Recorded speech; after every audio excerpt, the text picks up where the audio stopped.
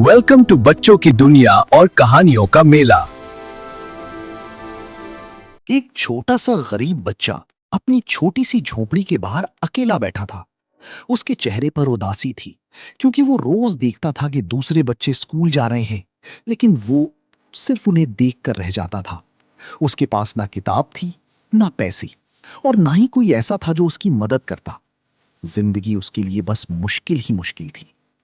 लेकिन फिर एक रात सब कुछ बदल गया।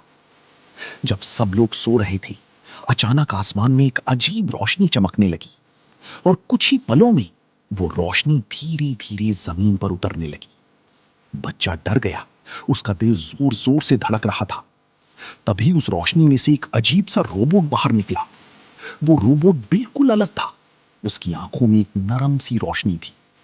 रोबोट ने बच्चे की तरफ देखा और हल्की सी आवाज में कहा, डर मत, मैं तुम्हारी मदद करने आया हूं। बच्चा धीरे धीरे शांत हो गया और उस नए मेहमान को सुनने लगा। उस रात के बाद उस बच्चे की जिंदगी बिल्कुल बदल गई। रोबोट ने उसे पढ़ना लिखना सिखाना शुरू किया, अल्फाबेट, नंबर्स और दुनिया की बहुत सी बातें।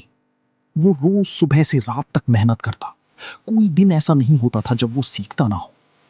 धीरे लाइक करो, शेयर करो और सब्सक्राइब जरूर करो। Subscribe now and don't miss out on the latest upload.